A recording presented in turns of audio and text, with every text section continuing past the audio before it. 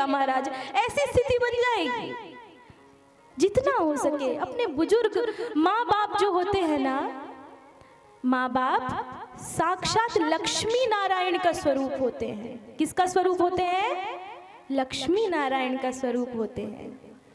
क्योंकि लक्ष्मी नारायण को देखा किसने है? वो हमारे माता पिता होते हैं, ब्रह्म होते हैं, उन्होंने हमको बनाया। लेकिन अभी इस धरा धाम पे हमारे लिए हमको किसने बनाया है? माँ बाप ने ही बनाया है, और वही लक्ष्मी नारायण का स्वरूप होते हैं। और आप ये मत समझिएगा कि यदि माता पिता डांट रहे हैं तो वो अच्छे नहीं हैं। अरे आप उनकी सेवा तो करिए। कई लोग क्या होते हैं, मैंने देखा है वृंदावन में खूब, झूठो चले जाएंगे, अरे महाराज जी आशीर्वाद दीजिए। ऐसे आशीर्वाद मिलता है कि पाँव छूने से? ऐसे नहीं मिलता आशीर्वाद। झूठ में पाँव छू लिया, आपके ऊपर हाथ रख दिया है, ऐसे आशीर्वाद नहीं मिलता है। आशीर्वाद पता है कैसे मिलता है? आप उनकी सेवा करिए, और सेवा करने से जो उनको प्रसन्नता होगी, और उन प्रसन्नता से भले मुंह से आपको आशीर्वाद ना दे, लेकिन जो उनकी एक एक रोमावली होती है ना, एक एक रोए, उनको आराम मिलता है, और एक एक रोमावली आपको आशीर्वाद देती है। और वो आशीर्वाद जो आपके ऊपर लगता है ना, उसका कल्याण आपके ऊपर अवश्य होता है। सेवा का भाव बनाइए महाराज, गलत संगति से बचिए, अपने माता पिता की।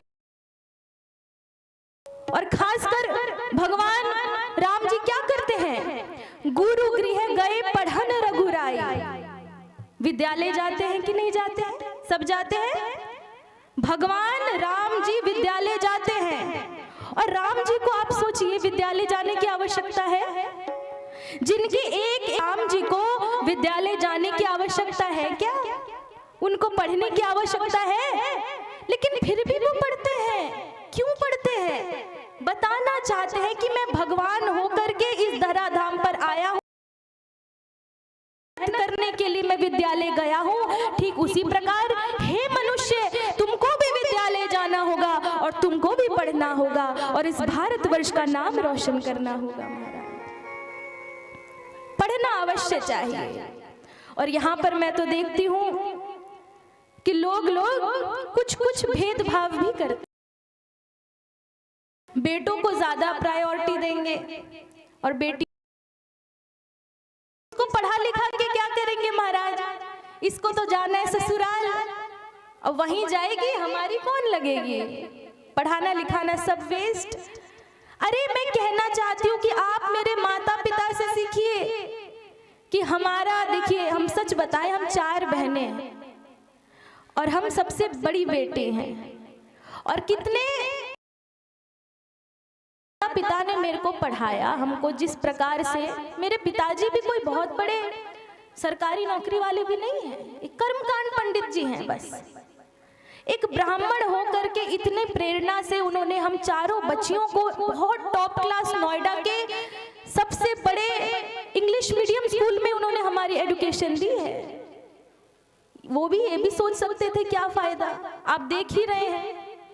अरे बेटे तो एक कुल को तारते हैं, और बेटियां 2-2 कुल को तार देती हैं। अपने बच्चों को, अपनी बेटियों को खूब पढ़ाइए, खूब पढ़ाइए। क्या पता वो अपनी बुद्धि से अपने ससुराल वालों के साथ साथ अपने मायके वाले को भी सबको तार दे महाराज।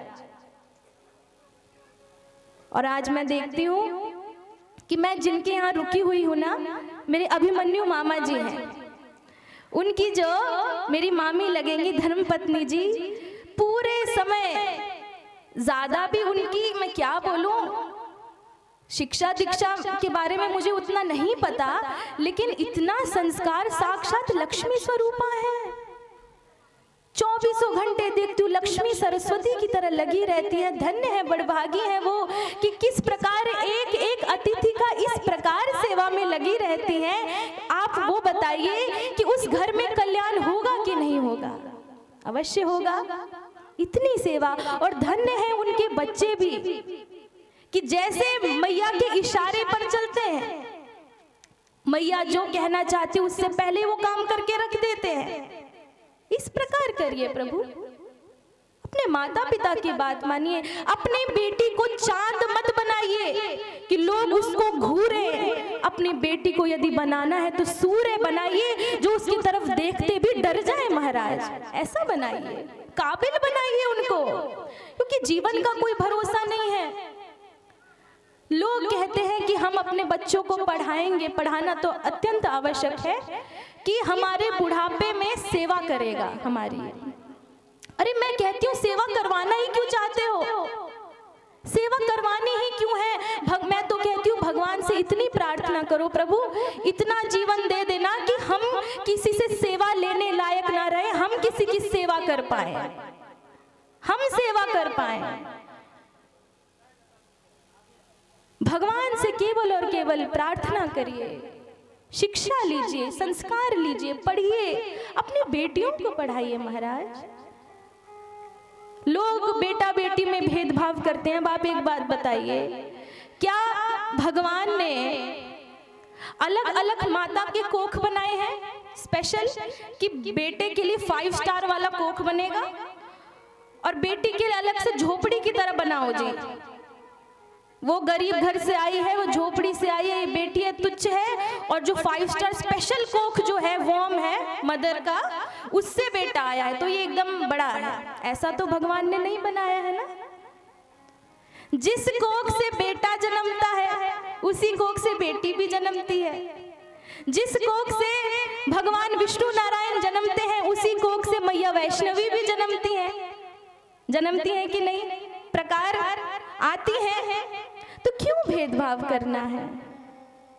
बेटा बेटी, लड़का लड़की में भेदभाव खत्म कर दीजिए। ये 21वीं सदी चल रही है, कौन से युग में जी रहे हैं आप? हमारे देश की राष्ट्रपति जी श्रद्धेय श्रीमती द्रौपदी मुर्मू जी, उनसे बड़ा कोई शक्तिशाली है इस भारतवर्ष में? बेटियां क्या नहीं कर रही हैं, देश चला रही हैं महाराज, और इससे बड़ी आपको क्या चाहिए? अरे क्यों, मैं तो देखती हूँ सारी बेटियां, आधा से ज्यादा जीवन इनका तो केवल भोजन बनाने में ही चला जाता है। सुबह उठो, आज क्या बनाए, ये खत्म हो गया, दोपहर को भी भोजन बनाओ, अब रात के भोजन की चिंता, अब उसको भी बना लिया, कल क्या बनाएंगे, इतना बनाएंगे, इतना रोटी बेलेंगे। अरे ये ड्यूटी सिर्फ महिलाओं की ही क्यों है? क्या महिलाएं इसीलिए बनी हुई है कि सारा जीवन उनको भोजन ही बनाना है?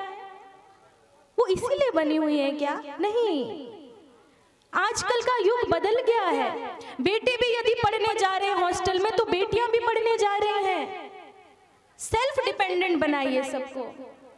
जितनी शिक्षा बेटे को दे रहे हो उतनी शिक्षा बेटियों को भी दीजिए।